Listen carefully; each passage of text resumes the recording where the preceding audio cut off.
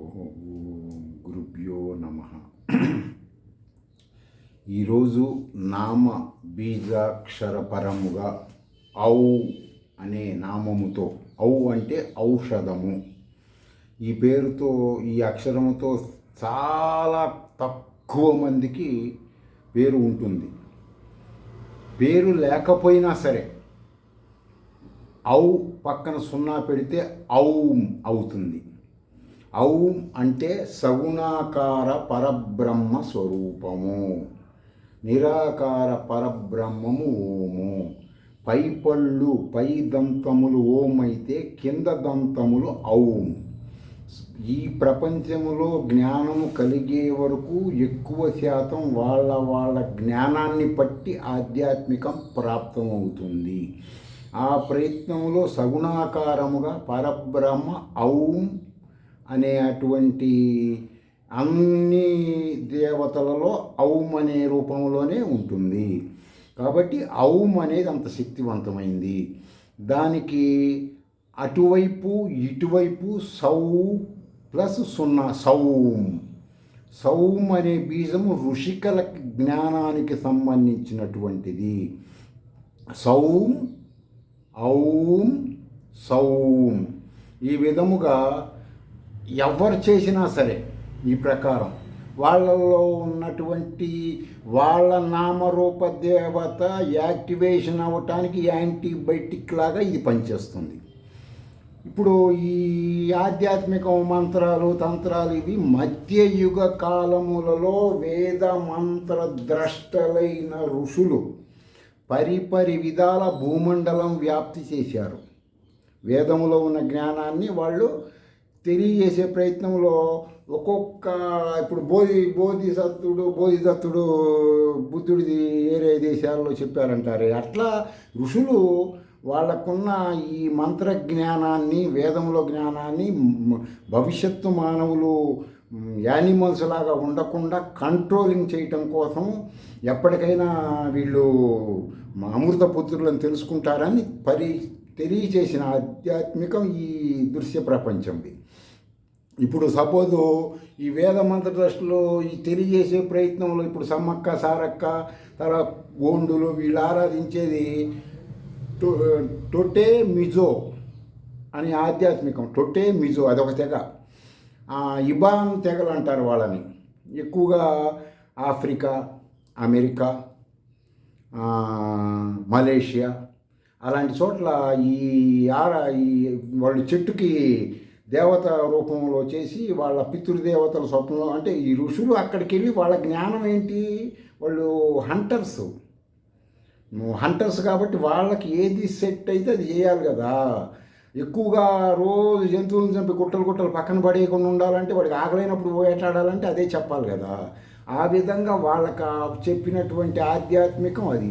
వేరే దేశాల్లో వాళ్ళకి ప్రేమపూరిత ఆధ్యాత్మికం చెప్పాలనుకో, వాళ్ళ జ్ఞానం ఇప్పుడు ఖగోళ శాస్త్రం రీత్యా ఋతువుల సంచారం, వాయు సంచారం, దేశకాలమాన పరిస్థితులు, ఆ రాజు ఎలాంటి వాడు ఏందో ఆ రాజుకి తగ్గట్టు రాజపోషణ లేదే ఇవి చెప్పడం కుదరదు కదా. ఈ ఋషులు ఆ రాజుకు అనుకూలంగా ఉండే విధంగా ఆ తెగలకి ఆ జ్ఞానం చెప్పేవాళ్ళు. ఆధ్యాత్మికం వేదంలో చెప్పింది త్రూ అవుట్ వరల్డ్లో ఆచరించేవని వేద ప్రామాణికమైన ఆధ్యాత్మికాలు ఎక్కువ శాతం ఉంటాయి. వ్యక్తి స్వామీజీలు, పీఠాధిపతులు, మఠాధిపతులు, అవధూతలు వీళ్ళని పూజించకూడదు. వాళ్ళని గురువులుగానో జ్ఞానం తెలియజేసిన వాళ్ళగా చూడవచ్చు, దేవుళ్ళుగా చూడకూడదు. సరే, నేను ఈ విషయాలు నేను అసలు ఈ ఆధ్యాత్మికం గురించి చేసే ప్రయత్నంలో నాకు ఒక 30 ఏళ్ళ నుంచి ఒక మంత్రం మీద ఎక్కువ దృష్టి ఉంది. ఆ మంత్ర సాధన కోసమే 30 సంవత్సరాల నుంచి ఈసీ విద్యలోకి వచ్చి ఆ మాతృకా చక్ర వివేకంలో కొంత ఉంటుందని తెలిసి నేను అది అన్వేషించినప్పుడు ఈ బీజాక్షరాల నామరూప దేవతలో మనుషుల్లో ఆధ్యాత్మికం వాళ్ళ దేవతలు వేస్తుందని తెలిసింది. ఇది నేను వరల్డ్ వైడ్గా అంతే ఖర్చు పెట్టి తెలుసుకున్న భూమా విద్య గురించి. ఇది అసలు ఇప్పటివరకు నేను ఒక అడుగు కూడా పడలేదు నాకు దాంట్లో, అంటే ఆ విద్య అలాంటిదని. ఈ భూమా విద్య చాందోగోపనిషత్తులో ఉంటుంది. తర్వాత కొన్ని ఇతిహాసాల్లో ఉంటుంది. నారదుడు సనత్ కుమార్ దగ్గరికి వెళ్ళి అడుగుతాడు, నేను ఇప్పుడు వేదాలు అంటున్నారు, అప్పుడు వేదము అంటారు, వేదము చదివాను, అంగాలు చదివాను, అనేక మంత్రతంత్ర దేవతను దర్శించాను, ఇప్పుడు సినిమాలో చూపించే నారదుడు కాదు, పురాణాల్లో సినిమాల్లో వాళ్ళు వీళ్ళు పెట్ట కథలు చెప్పే నారదుడు కాదు. వాళ్ళు మంత్ర ద్రష్ట దేవతలను చూసిన అతను అంటాడు, నాకు మనశ్శాంతి లేదేంది స్వామి గురువుగారు, ఇన్ని చేసినా కూడా నా వల్ల కావాలంటే భూమా విద్య తెలుసుకుంటే నీకు భూమి మీద మొత్తం నువ్వు భూమి గ్రహం మీద నిలబడతావు, నీ వెనక గ్రహాలన్నీ కనపడ్డట్టు వెనక మొత్తం కనపడుతుందిరా ఈ విశ్వం మొత్తం, అది భూమా విద్య అని అంటారు. ఈ భూమా విద్యని ఆఖరికి చతుర్వేదముల మహావాక్యములలో కూడా భూమా విద్య ఉండదు. క్లూలు పెట్టారు, క్లూలు తెలుస్తాయి కానీ విద్య ఉండదు. భూమా విద్య అంత గొప్పదన్నమాట. దీన్ని గార్గి అనే ఋషిక తెలుసుకొని యాజ్ఞవల్క మహర్షి, చాలామంది బ్రాహ్మణుల్లో ప్రథమ శాఖ వాళ్ళు చెప్తారు, మా ఋషి సూర్యుడితో పోటీపడి సూర్యుడి దగ్గర వేదాలు సూర్యుడి దగ్గర పోతే కాలు తెచ్చిపోతాడు. సూర్యుడి లాంటి ఋషి దగ్గర సూర్యుడి కంటే ముందు పోయి సూర్యుడు వెళ్ళిపోయేదాకా చదివాడని దాని నిగూఢ అర్థం.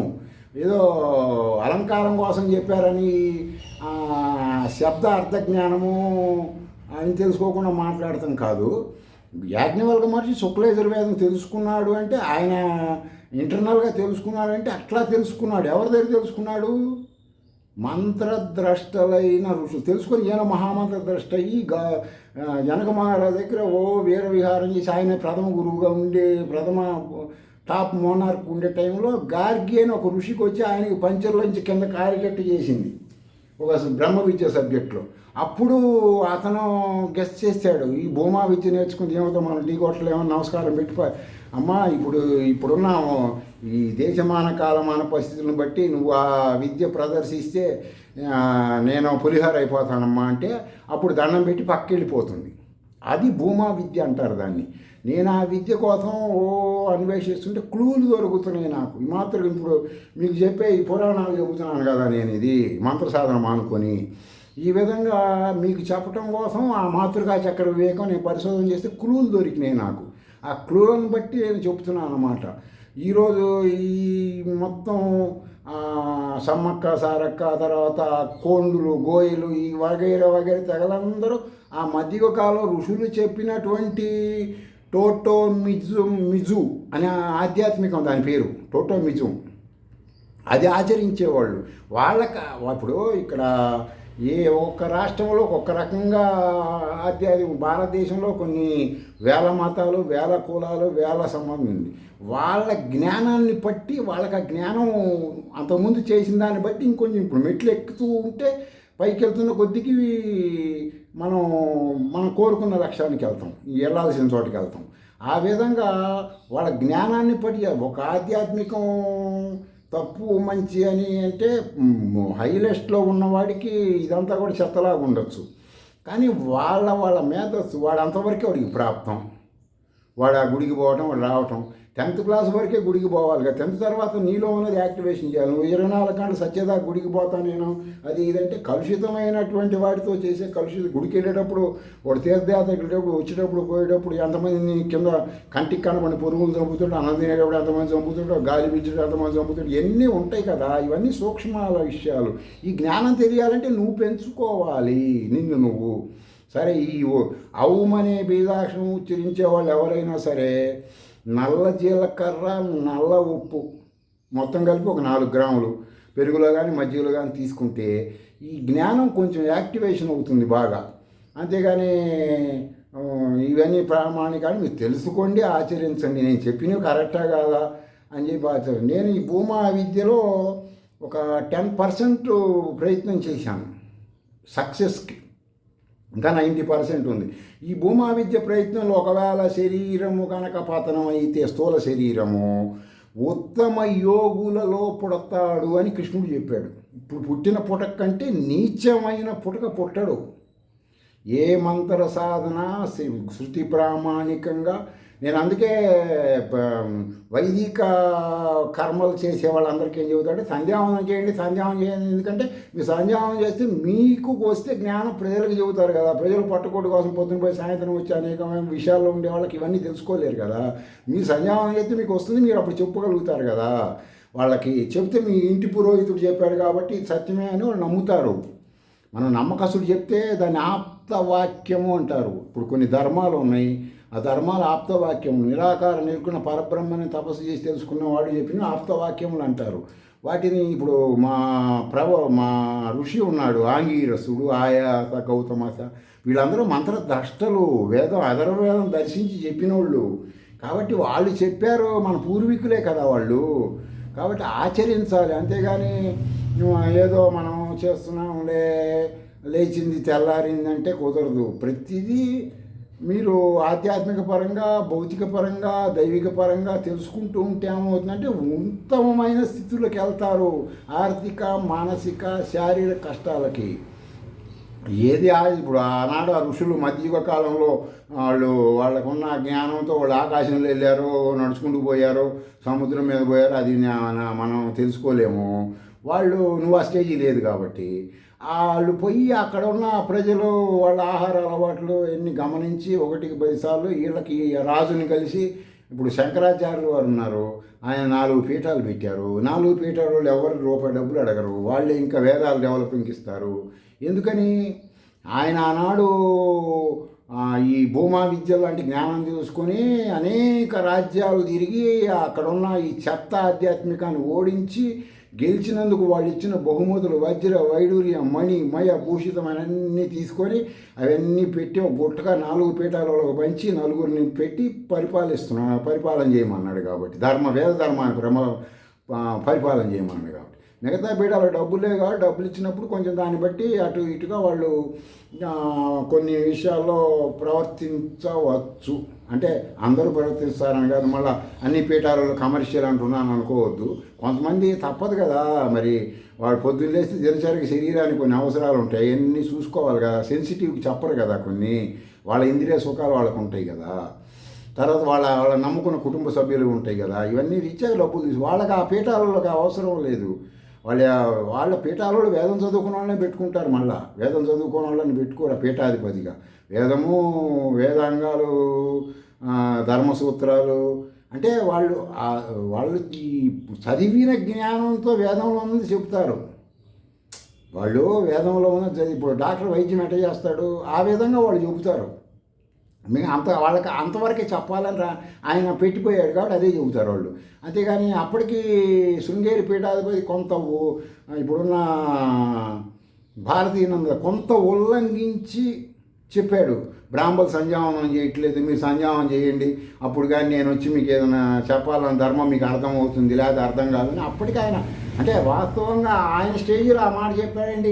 ఇంకా ఈ పొట్టకోటి బ్రాహ్మణులు సంధ్యావందనం చేయకుండా పొద్దున్నే ఫాండ్స్ పౌడర్లు పూసుకొని కొంతమంది లేండి, అందరూ కాదు, వచ్చి ఈ కార్యక్రమాలు చేయించి ప్రజలకి ఎలా వస్తుంది జ్ఞానం? ఆ మహానుభావుడు చెప్పాడు కదా, దాన్నన్నా ఆయన చెప్పిందన్న. ఇప్పుడు ఇటుపక్క దక్షిణాది రాష్ట్రాలందరూ శృంగేరి చెప్పింది వినాల్సిందే. అది శంకరాచార్యులు పెట్టిన శాసనం కదా. అంతేగాని ఎవరో ఏదో చెప్పారు, టీవీలో చెప్పారు, ఆ రాష్ట్రం స్వామి ఇవన్నీ ప్రామాణికం కాదు. మనకి ఏంటంటే ఇప్పుడు ఆయన చెప్పినవి మనం ఆచరించాలి. ఆయన వేదం చదువుకున్న ఆయన, కొన్ని శ్రీ విద్యా ఉపాసకుడు ఆయన. శ్రీ విద్యా ఉపాసకుడు కొన్ని దేవతలని బాగా ఎక్కువ కాలం స్వానుభవ జ్ఞానం ఉన్న ఆయన. సరే, ఆ విధంగా ప్రతి మానవుడు తెలుసుకోండి. ఓం అనే బీజం పై పళ్ళు, ఔం అనేది కింద పళ్ళు. ఇది నేను షోడన్యాసం చేస్తానని చెప్పాను కదా. త్రిమూర్తులే దండం పెడతారు. ఎందుకు పెడతారు దండం? త్రిమూర్తులు పని పాట లేదా? వాడు న్యాసం చేసినప్పుడు పై పళ్ళలో పరబ్రహ్మ స్వరూపం, కింద పళ్ళలో సగుణాకార పరబ్రహ్మని స్థాపిస్తాడు. దేవుడు ఎవడికి ఏనాటికి ఏ దేవుడు ఎవడు ఒంట్లోకి రాడు. ఈ న్యాసాలు చేసుకుంటే ఏమవుతుంది, ఆ ఫీలింగ్ వచ్చేస్తుంది. బెల్లం తింటే ఫీలింగ్ ఎట్లా వచ్చింది, రుచి చెప్పండి అంటే వాడు ఎట్ట చెబుతాడు? బెల్లం తీగా ఉంటుందంటే, తీగా ఎట్లా ఉంటుందంటే ఏం చెప్తాడు? ఆ విధంగా న్యాసం చేసుకుంటే ఆ జ్ఞానం వస్తుంది. ఆ విధంగా న్యాసం చేసుకొని మీరు కూడా తెలుసుకోండి, మిమ్మల్ని మీరు తెలుసుకోండి. ఊరికే అటు ఇటు తిరిగి అనవసరంగా రోగాలు పాలై ఇప్పుడు నేను శ్రీ విద్యోపాసకులు అందరికీ ఏం చెబుతానంటే బొటన కాలికి రాగి రింగు పెట్టుకోమని చెబుతా. చెప్తే ఎందుకు పెట్టుకోవాలండి అంటే చెప్పింది వింటమే. ఎందుకు పెట్టుకోవాలి, వాడికి పురాణం గంట సేపు చెప్పాలి. ఆ కాలు నరం వచ్చేసి హార్ట్కి సప్లై, బ్లడ్కి తలకి సప్లై అవుతుంది. రాత్రిపూట పడుకున్నప్పుడు కాళ్ళు దూరం 6 అడుగులు ఉన్నాడు అనుకో, తలకాయ అక్కడ ఇక్కడ ఉంటుంది. తలకాయ ఎంత దిల్లు పెట్టుకొని చేస్తారు. కాళ్ళ నుంచి రక్తం తలకి అందకపోతే సైక్రాటిస్ట్ ప్రాబ్లమ్స్ వస్తాయి. హార్ట్కి బ్లడ్ సప్లై అవ్వదు. దాంట్లో జరిగిపోతే స్టంట్లు వేసేస్తారు. కాలికి రింగు పెడితే ఆ నరం నొక్కు పెట్టుకుంటుంది. నొక్కి బ్లడ్ పంపింగ్ పడుకున్నప్పుడు కూడా పైకి బాగా వెళ్తుంది. ఆడవాళ్ళు మెట్టెలు పెట్టుకుంటారు కదా, ఆ మెట్టెల్లాగా చేయించుకొని బటన్ వేలుగు పెట్టుకుంటే అక్కడ పట్టుకొని ఉంటుంది అది. దాన్ని ఇప్పుడు రోడ్డు జామ్ అయితే కదా బైపాస్ వేసేది.